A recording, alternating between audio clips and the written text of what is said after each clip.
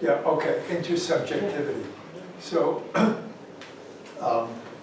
intersubjectivity, usually there's a subject and an object. So I'm the knowing subject and you're the object, because you're known. So I know you as an object, and I'm the knower, so I'm the subject. But as Henry is pointing, actually, I'm making you up, and you're making me up. That how I perceive you is a function of how I was raised, what my values have been, what my attitudes are, what my beliefs are, and how I interpret you. So I'm interpreting you, and you're interpreting me. So if we say, Henry, that all perception is interpretation,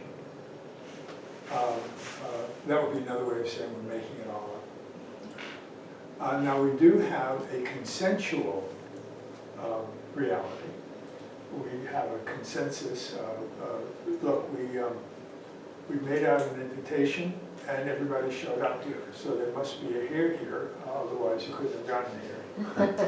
And so, and we did say that it was on July 24th, and so here's July 20th. So there is a July 24th.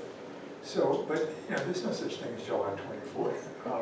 That's it's a construct, but it's a shared consensual reality or consensual belief.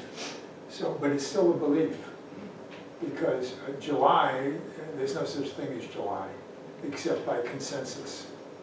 So the idea that we're making it up is one way. And another way, Henry, is to say we are being made up.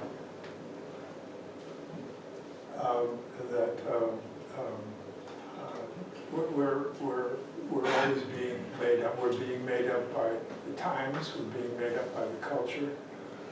We're being made up by the person who's perceiving us. So it's important that you don't take anything personally, because they're just making you up anyway.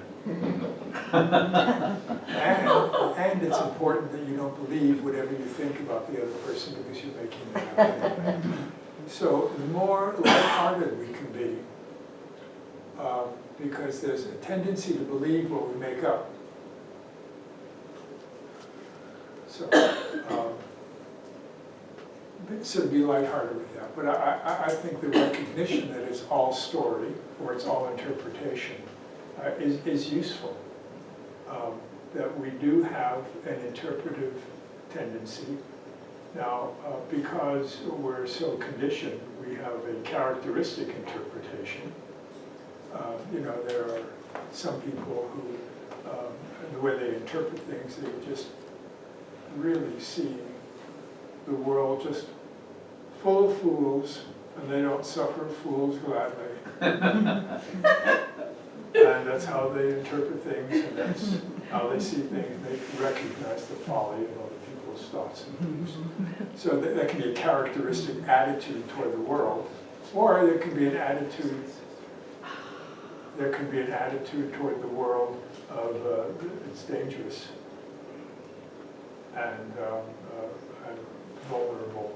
So there are characteristic attitudes, but it's an interpretive tendency.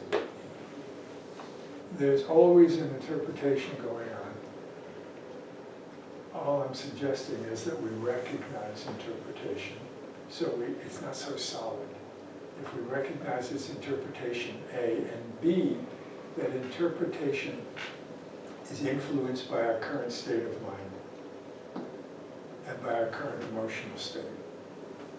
And in a different state of mind, there will be a different interpretation. That the interpretation goes with the state.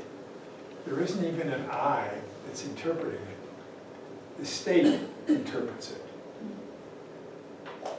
So the state of fear interprets the world. The state of love interprets the world. The state of resentment interprets the world. And the state also interprets the self. This is a reversal now. Anytime I want to point out we're reversing, it's a reframe. It's not I am interpreting. It's that the I is a function of an interpretation. All right? So we need to be careful that we don't leave the I as the major arbitrator of all interpretations, because the self is also an interpretation.